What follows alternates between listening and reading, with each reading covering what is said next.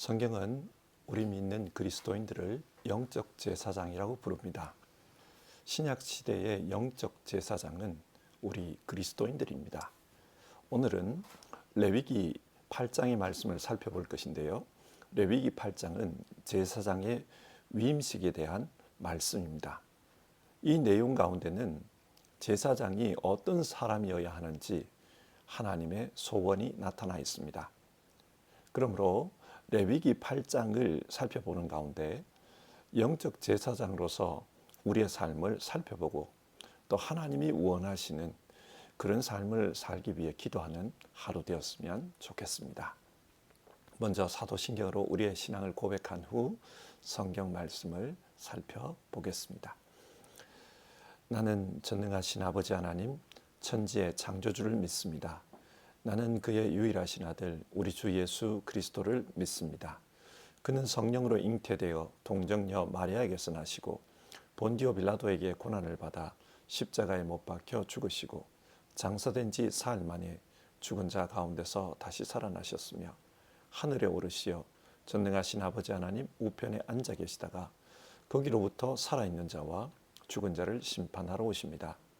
나는 성령을 믿으며 거룩한 공교회와 성도의 교제와 죄를 용서받는 것과 몸의 부활과 영생을 믿습니다. 아멘.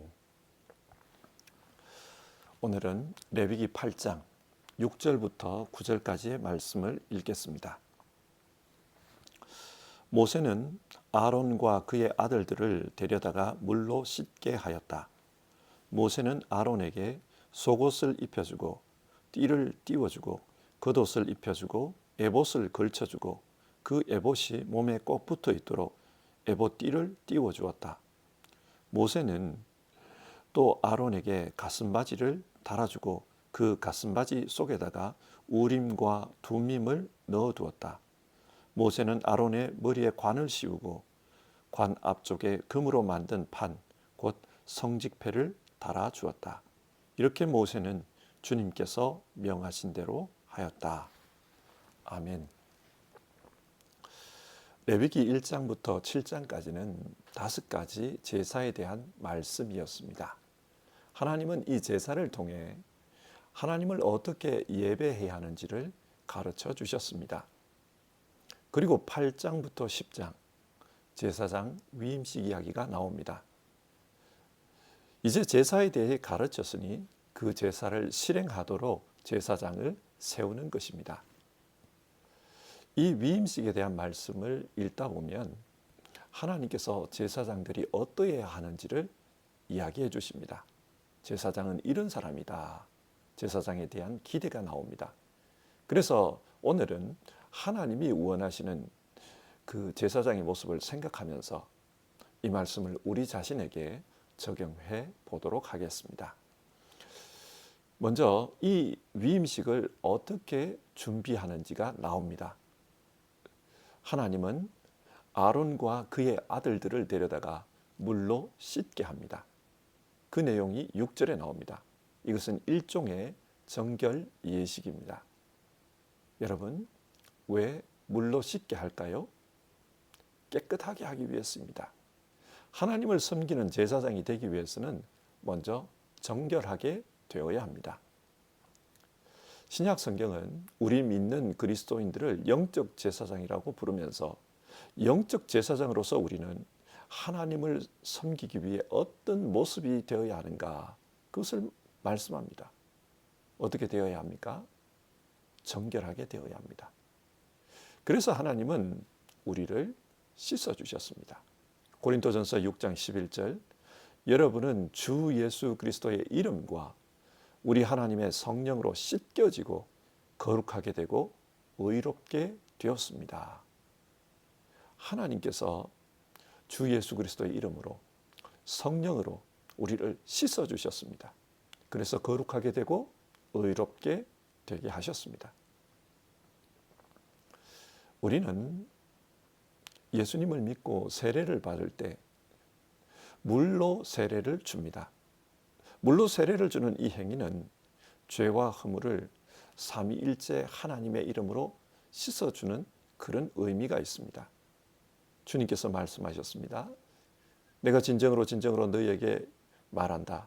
사람이 물과 성령으로 거듭나지 아니하면 하나님 나라에 들어갈 수 없다.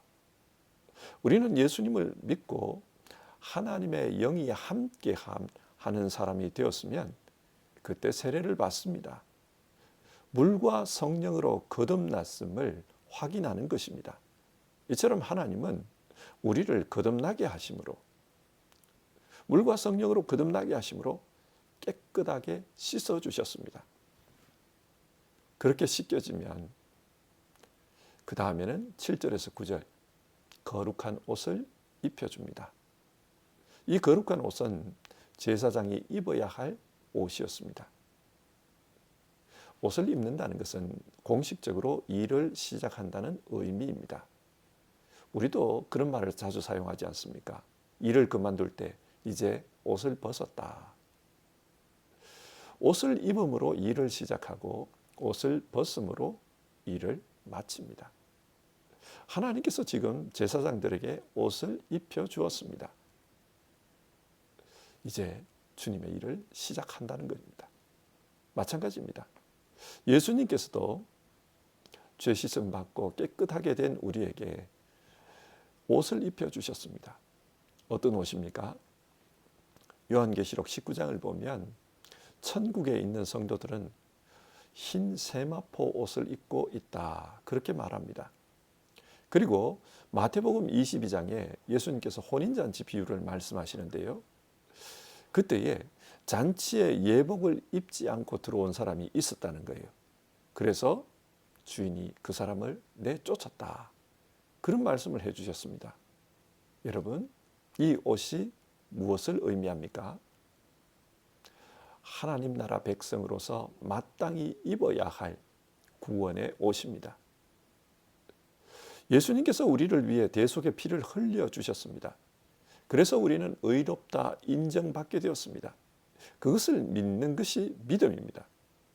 믿음으로 말미암아 이신칭이 의롭게 되었다.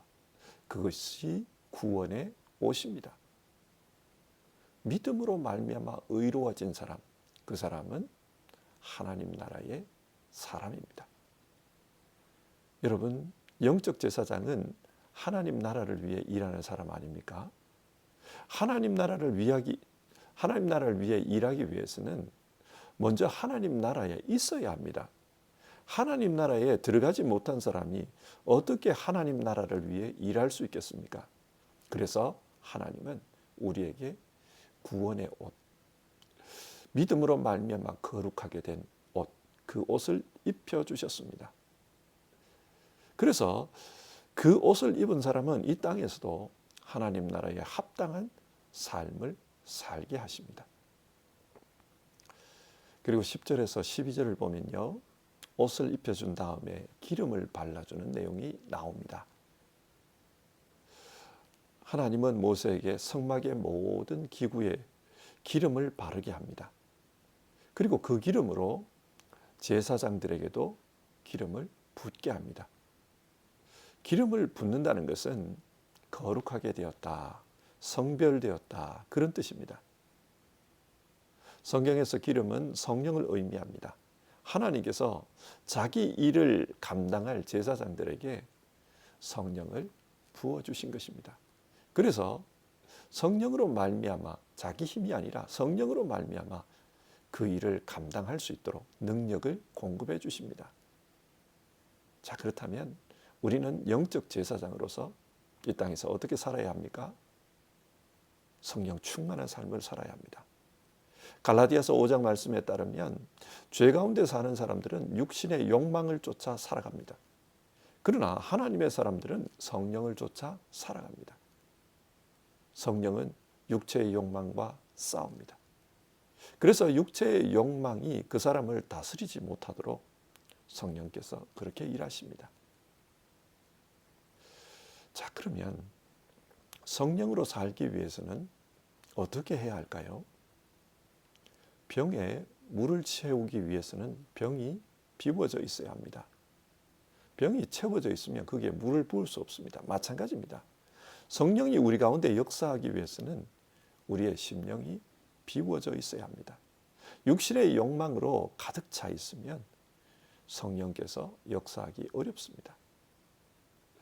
우리는 항상 기도하는 가운데 주님, 나는 죽고 내 안에 주님께서 살아 역사하시기를 원하십니다. 그렇게 기도해야 합니다. 그래서 내 안에 성령으로 충만하기를 원합니다. 그렇게 간구해야 합니다. 자, 이렇게 함으로써 위임식을 위한 준비를 마쳤습니다. 이렇게 준비가 끝나니까 그 다음에 위임식 제사가 드려집니다. 이 제사는 속죄제사와 번제 그리고 화목제사 순으로 드려졌습니다. 14절에서 17절 숫송아지로 속죄제사를 드립니다. 이 속죄제사는 죄를 씻는 제사입니다.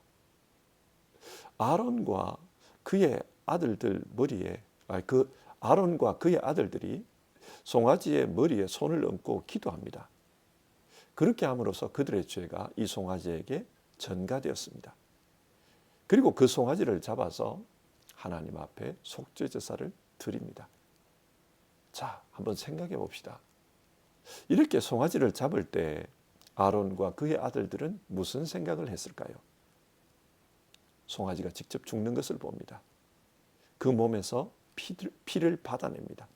가죽을 벗기고 살을 잘라내면서 생명이 죽는 것을 자기의 눈으로 목격합니다. 생명이 죽는 것은 끔찍한 일입니다. 죄의 싹은 사망이라고 합니다. 그처럼 인간의 죄는 그렇게 끔찍한 결과를 가져온다는 것을 하나님은 몸소 체험케 하십니다. 그래서 이 속죄제사를 드리는 가운데 하나님 앞에서 깨끗하게 살아야 하겠다. 그 생각을 하게 합니다.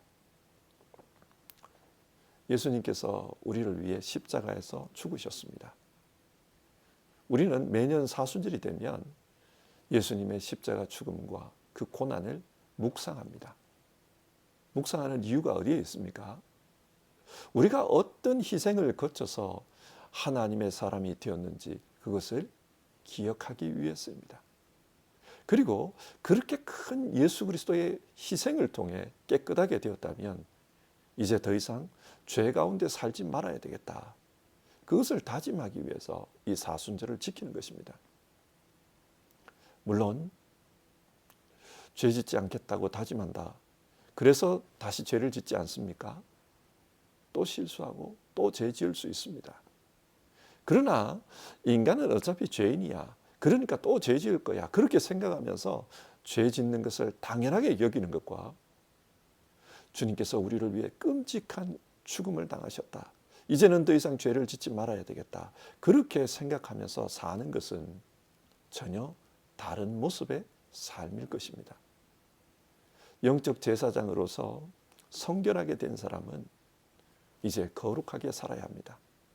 주님, 이제는 주님을 닮아가며 살겠습니다. 죄를 멀리하고 거룩하게 살겠습니다. 먼저 그 나라와 그 의를 구하면서 살겠습니다. 우리는 그렇게 기도하면서 거룩한 삶을 살기를 힘써야 합니다. 하나님께서 제사장에게 그것을 원하셨습니다. 이어서 번제를 드립니다. 이 번제는 헌신을 상징하는 제사입니다. 자신의 삶과 생명 전체를 하나님께 드리는 그런 제사입니다. 우리도 우리 모두를 하나님께 맡긴 사람입니다. 그래서 이제는 내가 사는 것이 아니고 내 안에 그리스도께서 사시는 것입니다. 그렇게 고백하며 신앙합니다.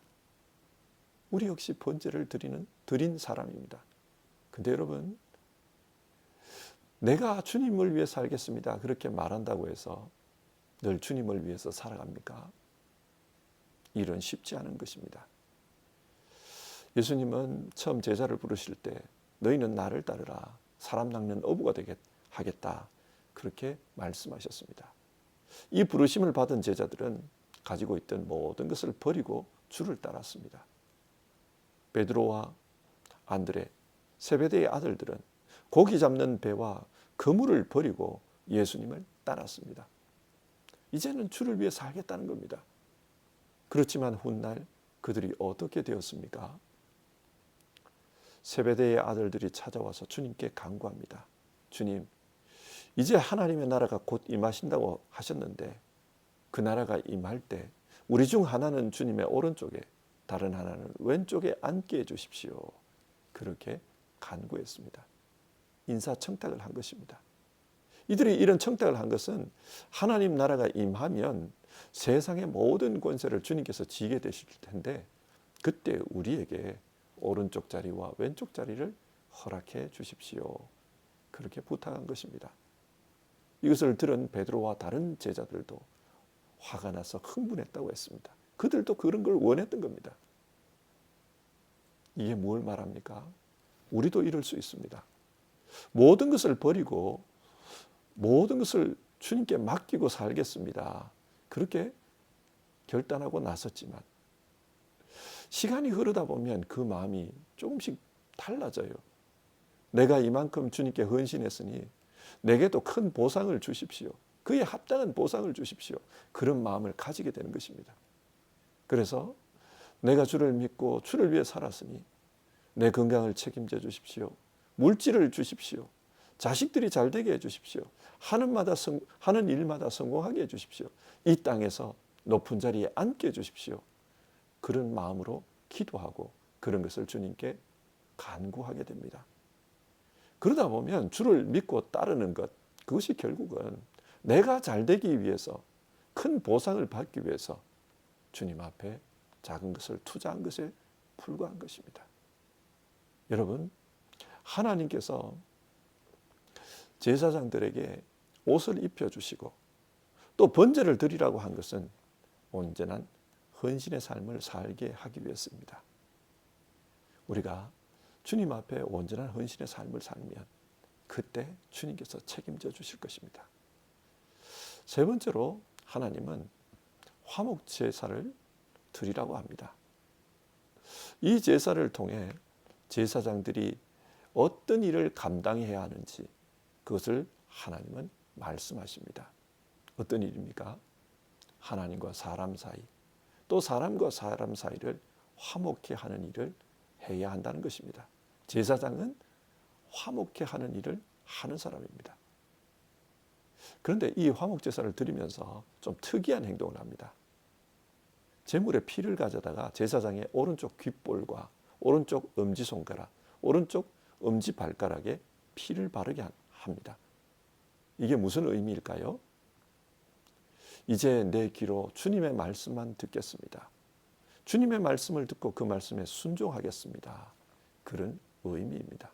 그리고 내 손으로 하는 모든 일, 그 모든 일로 하나님께 헌신하겠습니다. 그리고 내 발로 주님이 인도하시는 곳, 주님의 복음을 전하는 곳으로 나아가겠습니다. 그것을 결단하는 것입니다. 그래서 귀와 손과 발, 자신의 모든 것으로 이제는 하나님과 화목하는 일, 또 하나님, 사람과 사람 사이를 화목케 하는 일, 그 일을 하며 살겠다는 것입니다. 자, 이상의 말씀을 정리해 봅시다. 오늘 말씀을 보면 좀 이렇게 대구가 맞아요. 하나님께서 물로 씻겼습니다. 깨끗하게 되라는 것이죠. 그것처럼 속죄 제사를 드리게 합니다. 거룩하게 되라는 것입니다. 하나님께서 옷을 입혀주십니다. 직임을 맡기는 것입니다. 그처럼 번제를 드리게 합니다. 온전한 헌신을 하며 살라는 것입니다. 또 하나님께서 화목케 하는 일, 그 일을 하게 하십니다. 자, 이렇게 보면은 하나님께서 제사장에게 기대하는 것이 무엇인 것 같습니까? 하나님은 영적 제사장인 우리 모두가 거룩한 사람이 되기를 원하십니다. 그래서 물로 씻겨주시고 또 속죄 제사를 드리게 하십니다. 우리는 죄와 싸우는 사람이 되어야 합니다. 우리는 죄와 싸우며 예수 그리스도를 따라가는 사람이 되어야 합니다.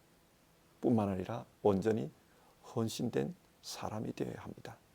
하나님께서 입혀주신 그 제복을 입고 제사장의 옷을 입고 그리고 번제의 제사를 드리며 하나님 앞에 헌신된 그런 삶을 살아야 합니다. 종교개혁자들은 만인 제사장설을 주장했습니다. 만인 제사장설은 하나님의 일은 교회 안에서만 하는 것이 아니라 가정에서도 직장에서도 무슨 일을 하든지 그 모든 일이 하나님을 위한 일이 되어야 한다. 그런 의미입니다. 우리 모두는 만인 제사장으로서 하나님 앞에 헌신된 자, 또 가정과 직장에서 교회에서 헌신된 자로 그렇게 살아야 합니다. 그리고 이 일을 하는 가운데 화목해 하는 일을 해야 합니다. 우리 모두는 기름 부음을 받은 사람입니다. 거룩하게 구별되었습니다. 이 성령의 능력으로 우리가 해야 할 일은 세상을 화목해 하는 일입니다. 가정을 화목해 하고 교회를 화목해 하고 또 직장에서 세상에서 화목해 하는 일을 해야 합니다. 이 일에 힘쓰는 우리 모두 되었으면 좋겠습니다. 사랑하는 성도 여러분, 우리는 영적 제사장임을 기억합시다. 그리고 그 영적 제사장에게 하나님께서 무엇을 원하시는지 그것을 기억합시다. 하나님은 우리가 거룩하게 살기를 원하십니다. 또 만인 제사장으로서 헌신된 삶을 살기를 원하십니다. 그리고 그런 헌신을 통해 화목해 하는 사람 되기를 원하십니다. 이것을 기억하며 살아갑시다. 기도하겠습니다. 하나님, 오늘은 제사장의 위임 예식에 대한 말씀을 살펴보았습니다. 하나님이 제사장들에게 원하시는 것이 무엇인지를 그 말씀을 통해 생각해 보았습니다. 우리 모두는 영적 제사장입니다. 하나님께서 우리에게 거룩하게 사는 것을 원하신다. 만인 제사장으로서 온전한 헌신을 원하신다. 또 세상을 화목케 하는 일을 하기를 원하신다. 그렇게 말씀을 나눴는데 우리 모두 이 일에 쓰임받는 사람들 다 되게 없어서 세상이 세속화되고 있습니다. 교회도 세속화되고 있습니다. 이런 가운데 거룩한 삶을 살기를 힘쓰는 우리 모두 되게 없어서 만인 제사장으로서 가정에서도 교회에서도 직장에서도 하나님 앞에 하나님을 위해 헌신된 삶을 살아가는 우리 모두 되게 없어서 뿐만 아니라 분열과 충돌이 많은 세상입니다. 이런 세상 속에서 예수 그리스도로 화목케 하는 일을 잘 감당하는 우리 성도님들 다 되게 하옵소서. 영적 제사장으로서 하나님 앞에 훌륭하게 쓰임받는 분들 다 되기를 원합니다. 우리 주님 예수님의 이름으로 기도드립니다. 아멘. 주기도문 하겠습니다. 하늘에 계신 우리 아버지, 아버지의 이름을 거룩하게 하시며 아버지의 나라가 오게 하시며 아버지의 뜻이 하늘에서와 같이 땅에서도 이루어지게 하소서. 오늘 우리에게 일용할 양식을 주시고 우리가 우리에게 잘못한 사람을 용서하여 준 것 같이 우리 죄를 용서하여 주시고 우리를 시험에 빠지지 않게 하시고 악에서 구하소서. 나라와 권능과 영광이 영원히 아버지의 것입니다. 아멘.